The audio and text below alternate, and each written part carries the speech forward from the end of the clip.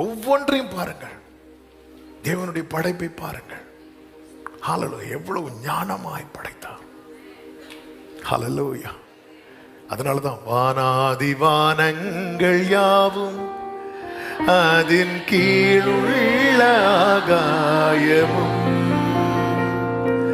பூமியில் காண்கின்ற யாவும் கர்த்தாவும்மை போற்றுமே. வானாதி வானங்கள் யாவும் அதின் கீழுள்ள பூமியில் காண்கின்ற பூமியில் கர்த்தாவும்மை போற்றுமே. எண்ணில் அடங்கா ஸ்தோத்திரம் தேவா என்றென்றும் நான் பாடுவேன். எண்ணில் அடங்கா ஸ்தோத்திரம் தேவா என்றென்றும் நான் பாடுவேன். கைகளை உயர்த்தி இந்நாள் வரை என் வாழ்விலே, இந்நாள் வரை என் வாழ்விலே ஆமென். என்னில் ஸ்தோத்திரம் தேவா.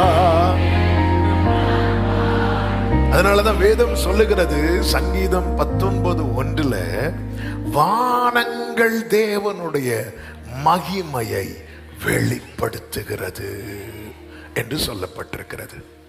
வானங்கள் அப்படி பார்க்கும்போது அது தேவ மகிமையை வெளிப்படுத்துகிறது. ஏசாயா 6:3 சொல்லப்பட்டிருக்கிறது, பூமி அனைத்தும் அவருடைய மகிமையால் நிறைந்திருக்கிறது. கரங்களை உயர்த்தி ஒரு ஹல்லேலூயா சொல்லுவோமா?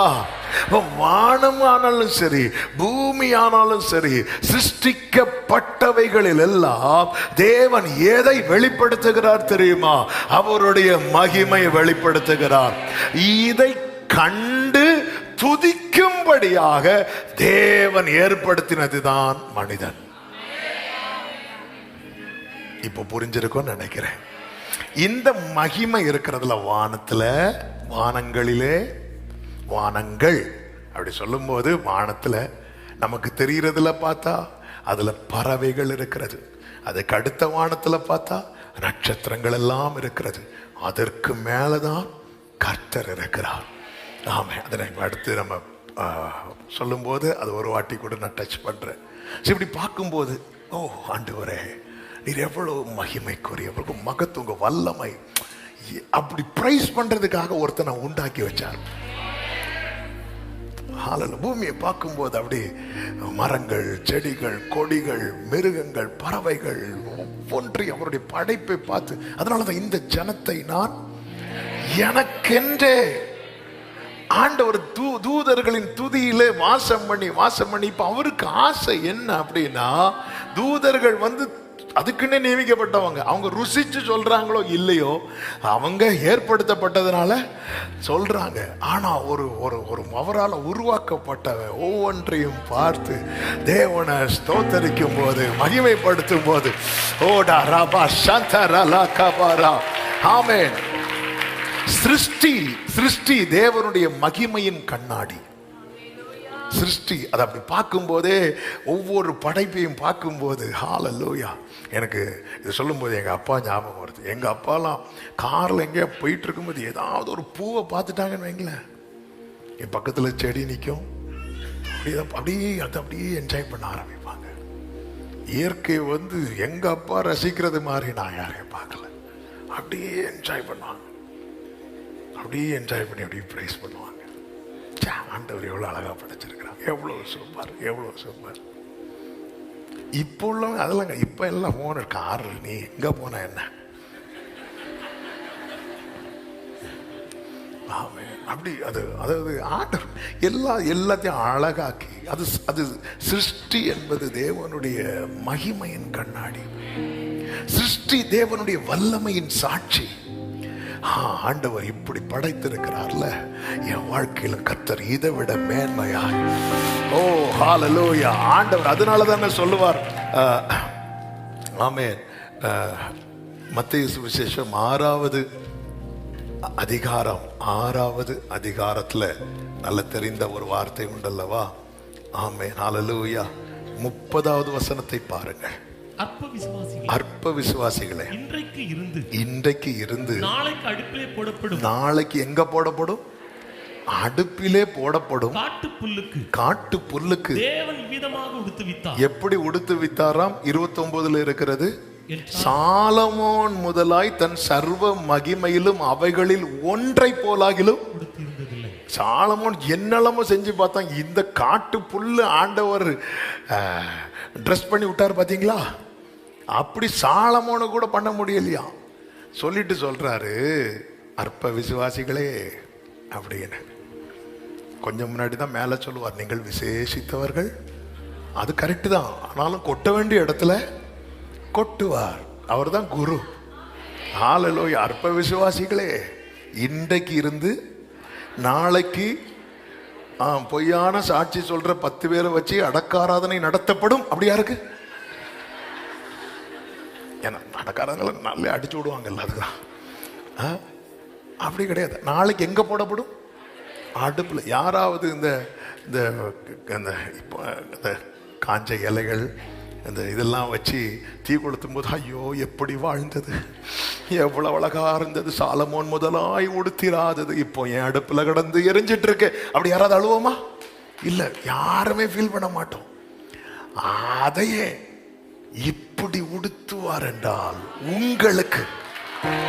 உங்களுக்கு சிருஷ்டி தேவனுடைய வல்லமையின் சாட்சி, சிருஷ்டி தேவனுடைய ஞானத்தின் வெளிப்பாடு, சிருஷ்டி தேவனுடைய அழகையும் ஒழுங்கையும் அறிவிக்கிறது. சிருஷ்டி மனிதனை சிருஷ்டிகரை மகிமைப்படுத்த அழைக்கிறது. ஒரு மனுஷன் இதெல்லாம் பார்த்து, ஆண்டவரே நீர் எவ்வளவு பெரியவர், ஹல்லேலூயா. கர்த்தர் எல்லாவற்றையும், ஆண்டவருடைய சிருஷ்டிப்பின் மகிமை. இந்த நாளிலே அவர் இந்த ஆதியாகமம் 1வது அதிகாரத்துல தான் இன்னைக்கு செய்தி. இப்பதான் மெதுவா உள்ள என்ட்ராக போறோம். ஆமென். கடந்த நாள் ஆண்டவர் இதை இப்படிதான், ஆண்டவர் நிறைய நல்லதுன்னெலாம் சொல்லுவார். அவர் நல்லதென்று பார்த்த விதங்கள்ல இருந்து சில ஆவிக்குரிய கண்ணோட்டத்தோடு சில காரியங்களை அவர்கள் மத்தியிலே சொல்லும்படி விரும்புகிறேன். ஒரு 7 காரியம் குயிக்கா அதனால போக போறோம். தூங்கினா வண்டி ஸ்லோவாயிரும் என்பதை உங்களுக்கு நான் தெரிவித்துக் கொள்ளுகிறேன். ஆண்டவருடைய சிருஷ்டிப்பினுடைய மேன்மை, இதுக்கு ஒரு டைட்டில் கொடுக்கணும்னா, ஒழுங்கின்மையையும் வெறுமையையும் மகிமையாக மாற்றுகிறவர். He transforms disorder and emptiness into glory. அப்போ ஒரு தேவ பிள்ளை, எதுக்கு இந்த வார்த்தையை சொல்றேன்னா, அப்ப என் வாழ்க்கையை ஆண்டவரால் மாற்ற முடியும். ஒரு ஆமீன் சொல்லுங்க பார்க்கலாம். ஆதியிலே தேவன் வானங்களையும் பூமியையும் சிருஷ்டித்தார்.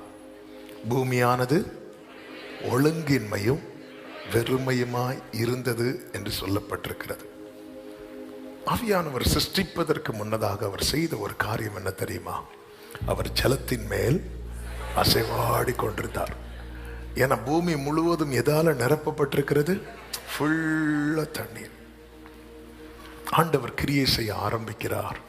அங்கே ஒவ்வொன்றிலும் தேவனுடைய மகிமை வெளிப்படுத்தப்பட்டதை நம்மால் பார்க்க முடியும். குழப்பமான வாழ்க்கையை ஒழுங்குபடுத்துவார், வெறுமையான வாழ்க்கையை நிறைவாக்குவார். கர்த்தர் இருளை எல்லாம் அகற்றி மகிமையாய் எல்லா கண்களுக்கும். எசேக்கியேல் 36 ஒரு வார்த்தை இருக்கிறது, பாழாக்கப்பட்ட இந்த தேசம். 36, 34 என்று நினைக்கிறேன். பாழாக்கப்பட்ட தேசம் கடந்து போகிற யாவருடைய பார்வைக்கும் பாழாய் கிடந்ததற்கு பதிலாக பயிரிடப்படும்.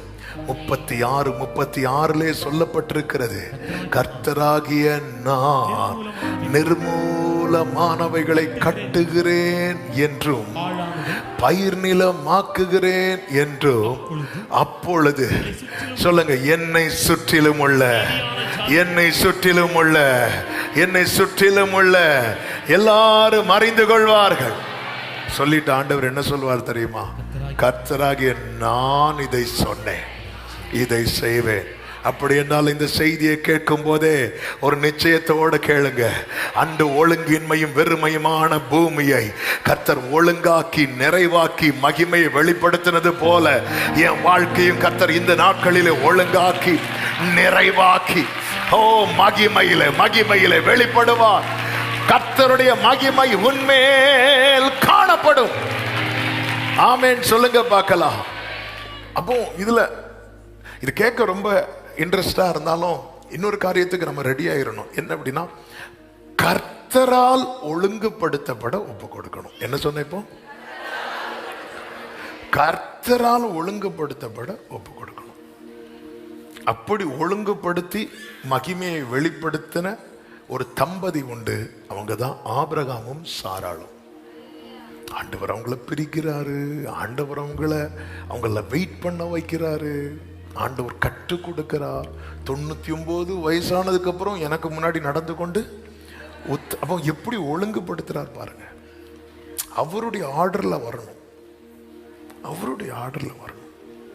எல்லாமே ஆண்டவர் அப்படிதான். அவருக்குன்னு ஒரு ஆர்டர் இருக்கிறது. படைப்புல பெரிய படைப்பு எதை சொல்லுங்க? மனுஷ குரங்கா? இன்னைக்கு சொல்றது சத்தமா சொல்லுங்க. படைப்பிலேயே பெரிய படைப்பு என்ன தெரியுமா? மனுஷன். ஆனா மனுஷனை எப்போதான் படைக்கிறார் தெரியுமா? கடைசியில படைக்கிறார். ஏன் தெரியுமா? ஃபர்ஸ்ட் டே படைக்கல. எல்லாவற்றையும் யாருக்காக தான் படைத்தார்? மனுஷனுக்காக தான் படைத்தார். ஆனா மனுஷனை ஏன் ஃபர்ஸ்ட் டே படைக்கல? ஃபர்ஸ்ட் டே படைச்சிருந்தா தண்ணில முங்கி செத்துருவான். பூமி ஃபுல்லாவே என்னதான் இருக்கு? அதுதான். அவ்வளவுதான். சிம்பிள். இப்போ புரிஞ்சுக்கணும்.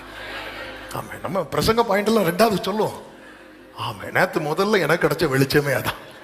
நீ முதல் நாளே ஒன்ன நான் வச்சா நீ முங்கியே செத்துரு. அப்ப முதல் நாளே என்ன டேயா இருக்கும்? அதான் ஆண்டவர் இப்போ இன்றைக்கே தருவேன்னு சொன்னீங்களே ஆண்டவர், இப்போ தாரும். இங்க பாரு, நான் உன்னை அடக்காரா நடத்த வரல, நான் உன்னை வாழ வைக்க தான் வந்திருக்கிறேன். சிலருக்கு புரியும்னு நினைக்கிறேன். ஆமா, நீ எதிர்பார்த்த நேரம்